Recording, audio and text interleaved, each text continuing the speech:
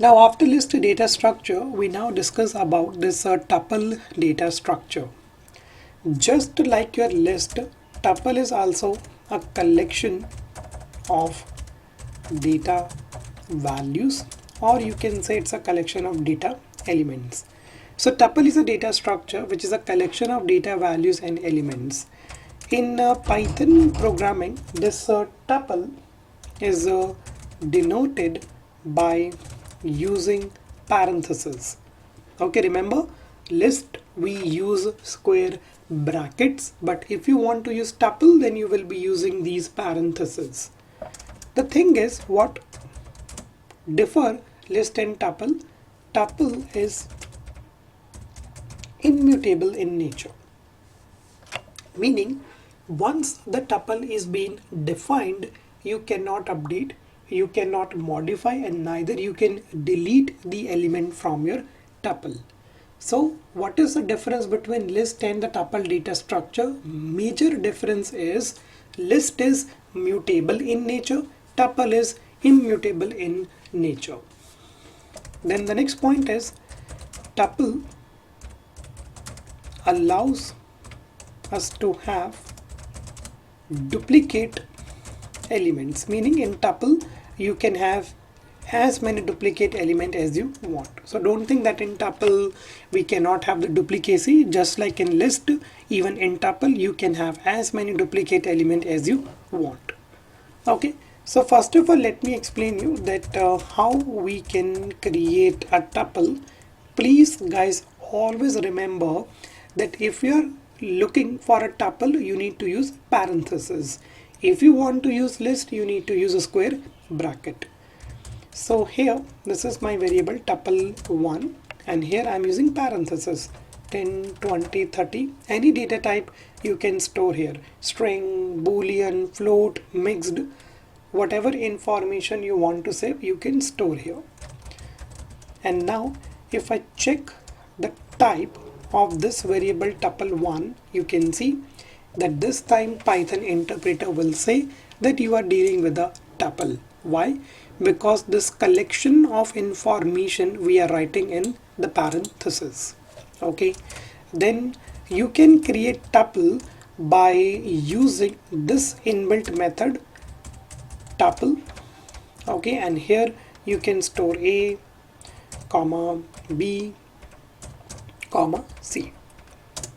Okay, so even just like list, we have this inbuilt method named as tuple. Okay, same guys, if I print the type of this variable tuple2, Python will say that it's a tuple. So both are the valid ways. Either you can use this parenthesis, or you can use this inbuilt method named as tuple. The third way is if you want to create an empty tuple, okay, you can keep these parentheses blank, and when you try to print the type of this variable tuple3, it will be treated as a tuple, but the thing is here we don't have any element. So these are the three ways to define a tuple in Python programming. Now guys, tuple is also an iterable, meaning same logic. Indexing you can perform, slicing you can perform, iterations you can perform. Okay, so I'm going to skip that part because we already discussed in list. Same logic. This information is available at index number 0, index number 1, index number 2. So that means even here you can use very easily the concept of indexing and slicing, and even for loop for iterating over each and every individual element one by one. So I'm not going to cover that part because you guys already know the syntax. Here we discuss some important point related to this data structure tuple.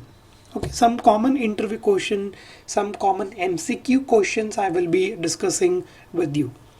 So the first question is, which is a very common MCQ based question, they will define one variable in front of you.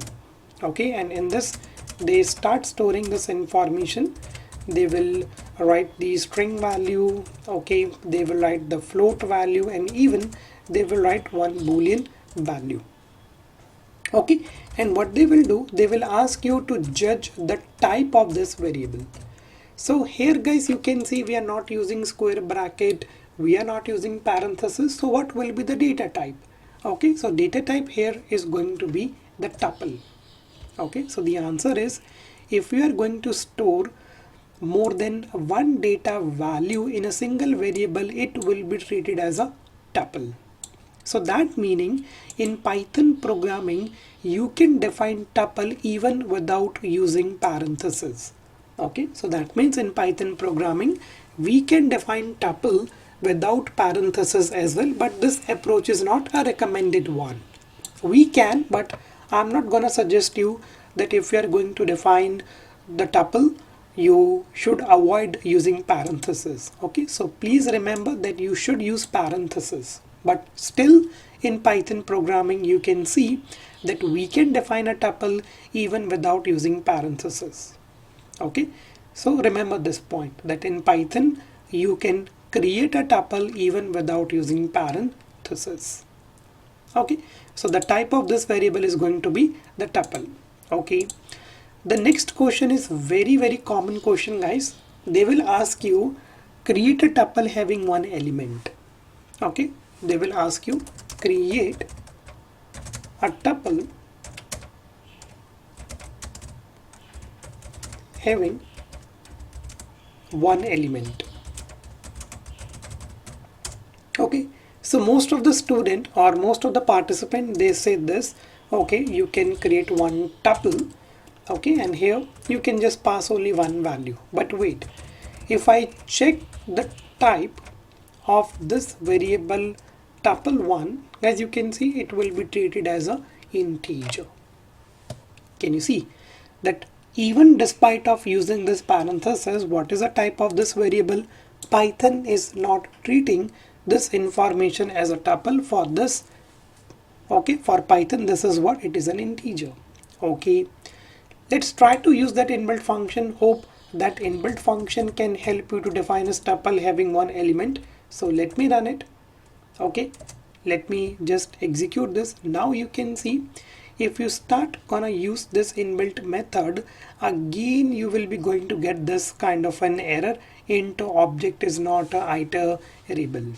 Okay, so meaning you can see that even this approach is getting failed here. So how we can create a tuple having one element? It is obvious guys, if you remove this inbuilt method and if you remove this parenthesis, so obviously Python will treat it as an integer. Okay, so how you can create a tuple having one element? The answer is, if in tuple you want to have only one element, you need to use comma. Okay, you need to do what? You need to use comma. After comma you don't need to write any value.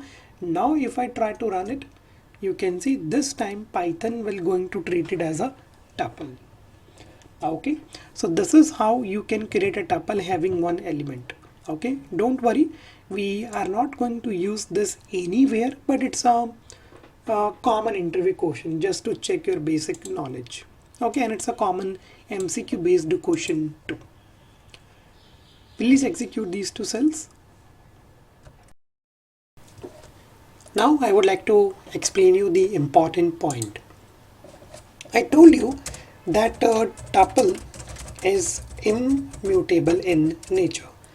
Okay, now what do we mean by this immutable? Immutable meaning, suppose you are going to define one tuple 10, 20, 30 and 40. Okay, let me print this tuple. Okay, let me run this cell. So this is our tuple 10, 20, 30, 40. Immutable means that once the tuple is been defined, you cannot update it, you cannot change, and neither you can delete any element from this tuple. So meaning, if I try to update the value of index number 1, okay, so this information is available at index number 0, index number 1. I'll try to update it as 200. Okay, and now let me try to print this tuple. Okay, so see, the moment when you are going to run this cell, Python will going to give you an error. The name of that error is type error. Okay, and now guys, if you read this error, what it is saying to you, that tuple object does not support item assignment. In a layman term, It is saying to you that once the tuple is been defined, you cannot assign a new value to it, or you cannot make any kind of a modification. This is the major difference between list and tuple. So now, in which situation you can use this tuple data structure? Okay, we have two data structures. We have a list with us, we have a tuple with us. So most of the people will think that, okay, I think that the tuple is useless. No, tuple is not a useless data structure. It is very, very important. If you are dealing with sensitive information in which you don't want any kind of a modification, any kind of an updation, or any kind of a deletion, then it is highly recommended to use tuple data structure. Let's take an example, student final marks. Okay, if you're going to store student final marks in a list data structure, then guys, anyone can update. Okay, if I came to know that you are storing the student final marks information in a list, then anyone can make modification, anyone can delete that information. But if you are going to save that information in a tuple, tuple will guarantee you that no one can modify it. So in a very simple terms, if you don't want any modification, any updation, any deletion on your data, use tuple. Okay, but if you want modification, updation and deletion, then use list data structure. So tuple you can use for sensitive information like storing IC numbers, storing student final marks and so on, credit card numbers, ATM pins. So for that you can use this tuple. Okay, but age, let's say age information you cannot store in tuple, because this year I am 28-year-old, next year I will become 29, meaning this information has to be updated. So the simple thing, if you don't want any modification, any deletion, any updation, use this data structure tuple. Okay, and if you want modification, updation and deletion, use that data structure list. So both the data structures are useful, and we will be using both the data structures in data science projects and in machine learning projects too. But tuple will guarantee you that no one can modify, update or change. Now due to this reason guys, in tuple we don't have any inbuilt methods. Okay, remember in list we discussed about so many inbuilt methods like insert, append, pop, remove, reverse sort, but in tuple we don't have any inbuilt methods. Why is it so? Because tuple is immutable in nature. Give it a try and you will be going to have the same error. Now guys, what if you want to perform any modification in tuple? Okay, so for that we need to use some kind of a trick. This trick is not recommended because in this trick you are going to convert your tuple into a list. Once the tuple is been converted into a list, then you can perform the modification and then again that list you need to convert into tuple. Okay, so do not use this approach. Okay, many Google tutorials will gonna show you that if you want to update your tuple, you convert them into a list, then make the modification, and once you are done modification, again convert your list into a tuple with the help of typecasting. Okay, I'll just show it to you, but please, I highly recommend you never use this approach. Let us say we have this tuple 10, 20, 30. So if I check the type of this T1, it's a tuple.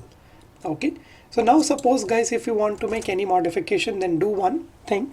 You just perform the typecasting. Let's say new T1. You can use this inbuilt function list. Okay, and you can now convert this tuple into the list. Okay, and now if you print the type of this new T1, you can see that it will become a list. Now once this tuple has been converted into a list, now you can perform any kind of a modification, and after performing that modification, again you can convert this list back to the tuple. So it's not a valid approach guys. So we have these two data structures, list and tuple. So tuple use when you don't want any modification because it is immutable in nature. List you can use if you want to modify, update and delete. Okay, so here it completes our two data structure, list and tuple. Both data structures are very useful. Sometimes you will be using list, sometimes you will be using tuple. Now I will be explaining you the third data structure, which is known as set.